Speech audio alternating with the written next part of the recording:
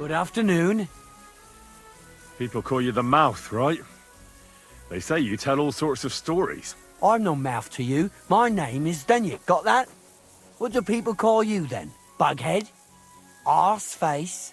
I'm sorry, Stenyak. I'm Henry. Pleased to meet you.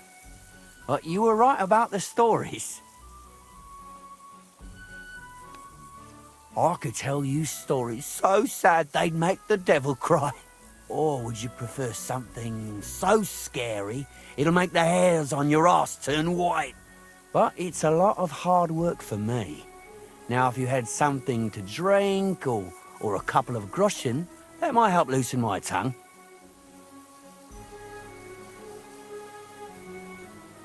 I know quite a few stories myself. How about a trade? A story for a story. All right then. But if it's the one about the magic porridge pot, don't bother. I've heard it 100 times. And that story always leaves me feeling hungry. I know a romantic tale about a knight, his lady love, and 3 impossible tasks he had to undertake to win her heart. He had to bring her the sweetest wine, tame the wildest horse, and make a crown with the rarest gem. And then? What happened when he'd done all 3? Well, the lady of his heart showed her gratitude by giving him the most precious thing she had. And I'm not talking about gold. Ho! A raunchy ending. That'll be popular with the lads round here. If I were you, I'd make it longer. To last a whole evening. Add a wicked stepmother, that sort of thing. It'll be a hit. And now, I'll tell you a tale in return. So what kind of story would you like to hear? I like stories that can teach me something. Stories with a moral. Haven't you heard enough of those in church? But it's not a problem. I have just the tale for you. And it's not one you'll hear from any priest. So, once upon a time, there lived in these very lands 2 brothers. The older was called Kuba, the younger, Matthias. They were both woodcutters, like their father and his father before him. One day, at the height of summer, they were working in the woods. The air was as hot as a furnace, so Matthias went to a nearby pond to cool himself. But as he was leaning over the cold water, there was a loud splash. His axe had got loose from his belt. In haste, he began to search the muddy bed of the pond, and his hands soon touched something hard and heavy. He pulled it out and could not believe his eyes. He pulled out an axe. Yes, but not his old one. It was an axe made of pure silver. Good God. I'd grab that without a second thought. Maybe you would, but Matthias would never. He was an honest man, and with a big swing he threw the silver axe back. He searched the pond again, and this time he pulled out his own axe. Nothing but dull iron and old wood. I reckon that was the right choice. Who knows who the silver axe belonged to? Well, quite.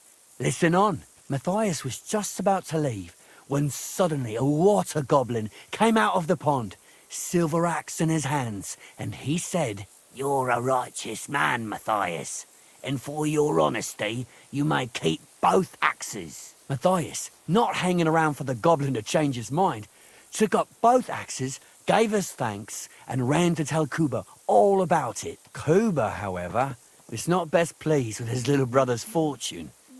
He deeply envied Matthias for his newfound wealth. So, he set out to try the same thing. He ran as fast as his legs could carry him straight to the pond, threw his own axe in, and began a pretend search for it. Yet Kuba had no luck. He pulled out the axe he'd thrown in himself. So he tried again. Tricked by sunlight, he grabbed something shiny, only to pull out his old iron axe again. Enraged, he hurled his axe back into the water and yelled, "Fuck this axe! I want a silver one." But the water goblin heard his shameful cry and was greatly upset by Kuba's greed. So, when Kuba reached down into the water for a 3rd time, the water goblin seized his hand, pulled him down whole to the dark depths, and drowned him.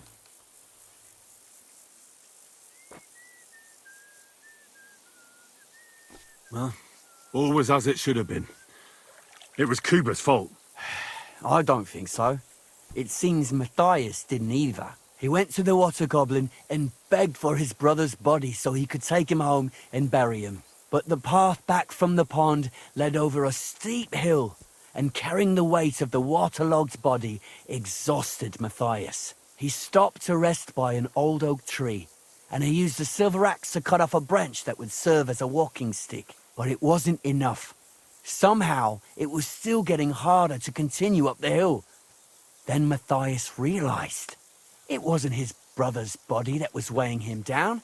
It was the silver axe. The axe was the cause of all this trouble. So he started bashing the silver axe against the big stone with all his might, trying to destroy it. Yet no matter what, he couldn't even make a dent. With the last of his strength, Matthias climbed to the top of the hill.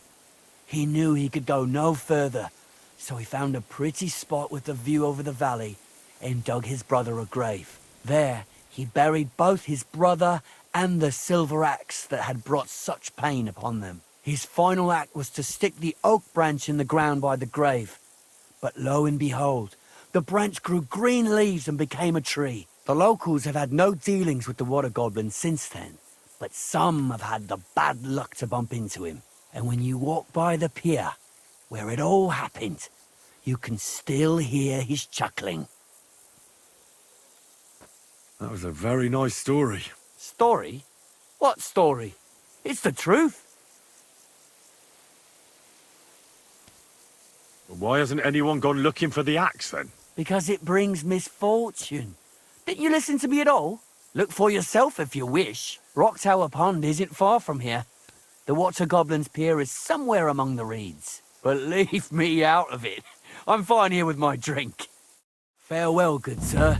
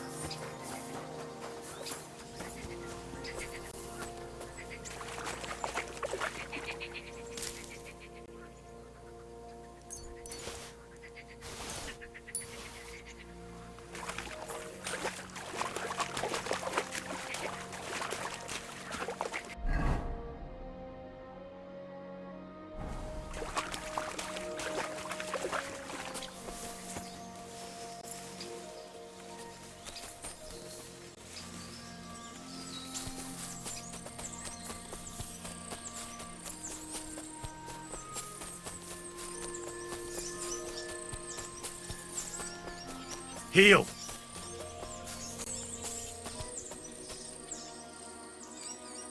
Track!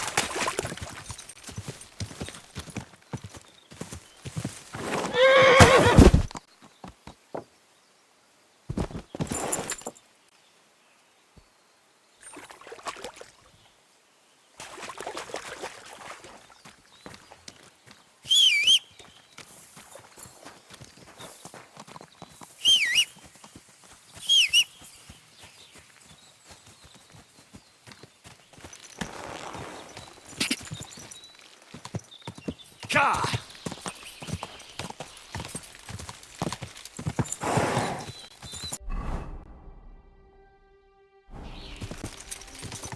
Go! Go!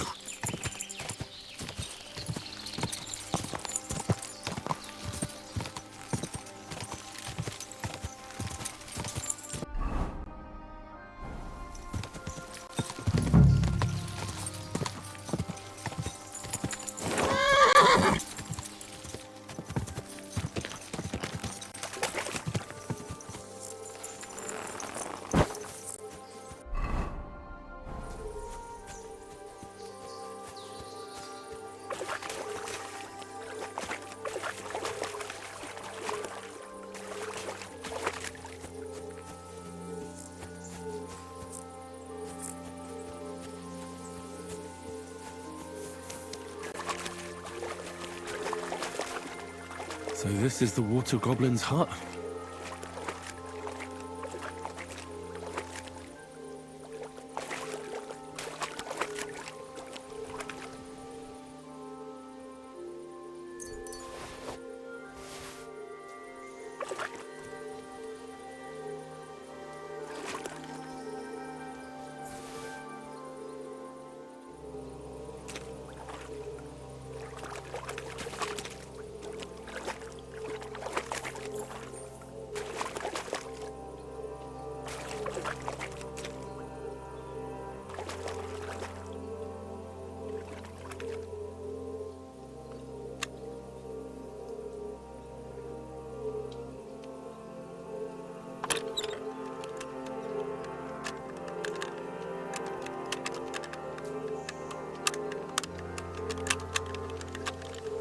Bloody hell.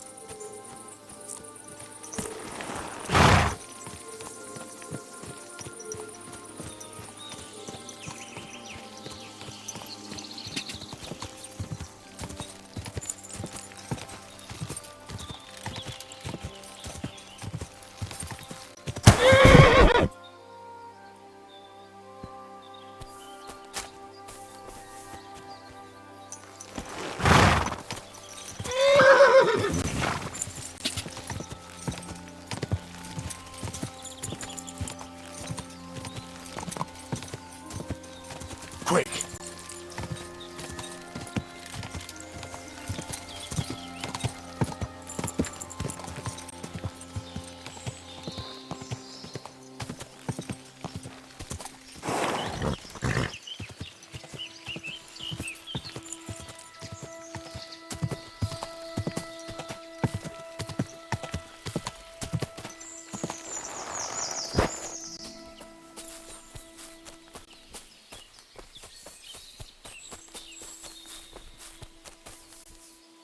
This could be the rock from the story.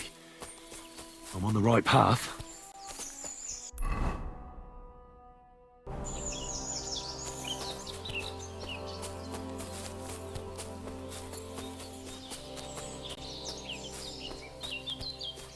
A grave under the tree, overlooking the valley. This must be where Kuba, Matthias's brother, is buried, together with the silver axe.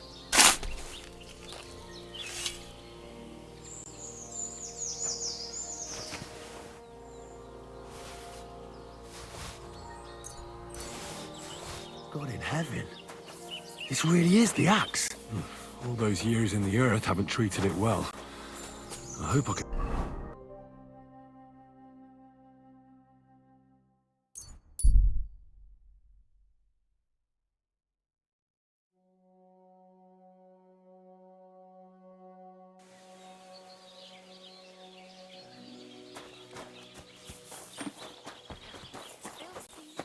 Jesus, what are you here for?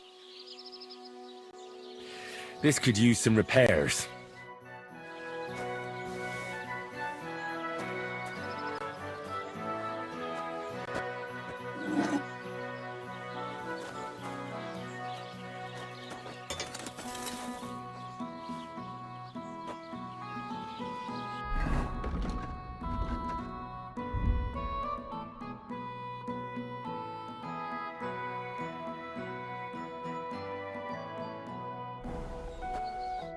How can I help you today? Show me your...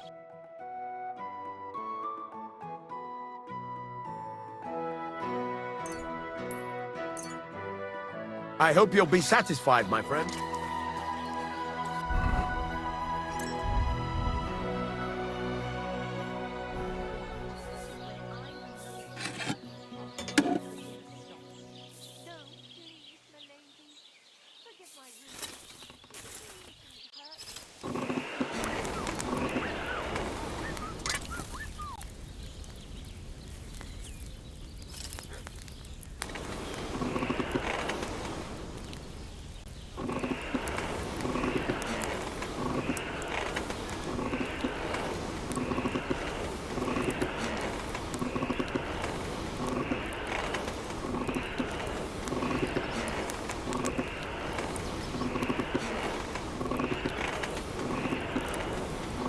Damn, it's burning.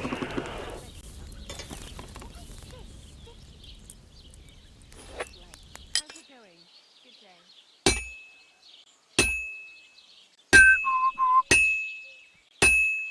Oh, what kind of... You silly doggy.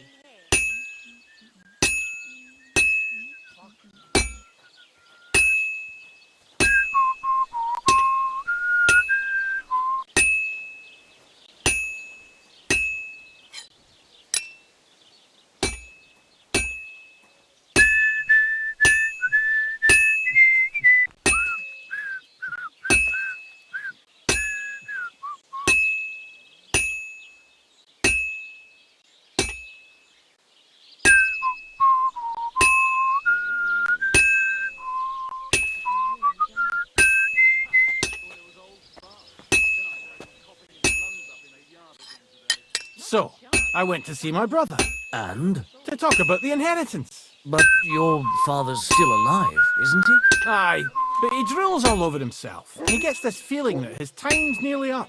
Does he get it often? Nearly all the time. And he's always threatening to leave everything to the church if I don't go and see him. Aye. Once old folks start getting soft in the head, it's bad news. Exactly.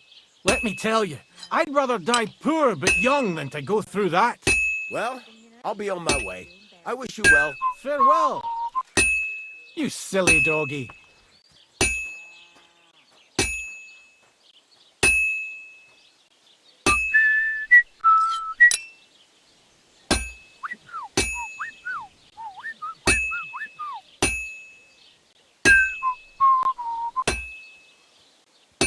I'll have to be careful. He's already pretty cocked up.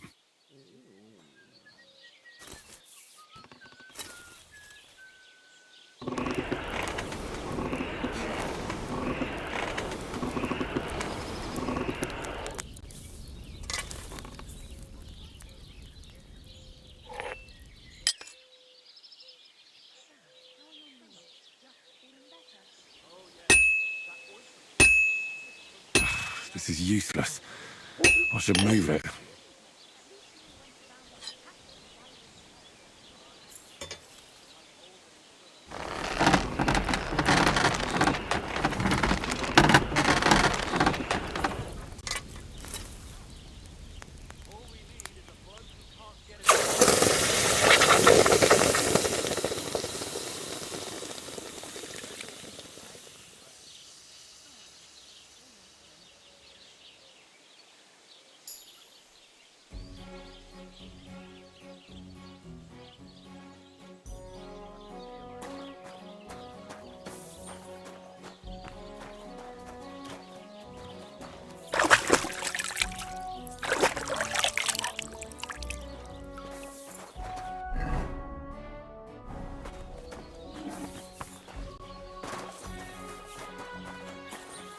Greetings.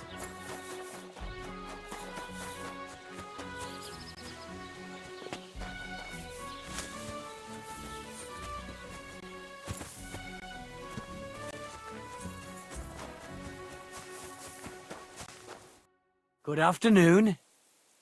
I found the water goblin's silver axe. What do you mean? What axe? The one from your story. 2 brothers, a silver axe, a water goblin. One brother got the axe, the other got drowned. You know. Wait, so you actually found it? Do you have it? I have to see it. Here you go. It's not possible. Where did you find it? I just followed your story. I found the pier by the rock tower pond, then went up to the old oak tree, then the big stone beside the road. Doesn't really look like a woodcutter's axe. Are you sure this is really it? But you didn't say it was a woodcutter's axe. You only said the water goblin's axe was silver. I did, but still. In all the years that story's been told, everyone thought it was just a fairy tale for children. It has 4 different endings nowadays. When Johann and Jaleov tells the tale, it's about 2 sisters, and the water goblin grants one of them a pair of silver slippers. The other sister was jealous, but she didn't bother with the water goblin. She found her sister straight away and pushed her off a cliff in Apollonia. It's the same story, but Johann gave it some extra colour. Best not go looking for the slippers too. Although, with your luck,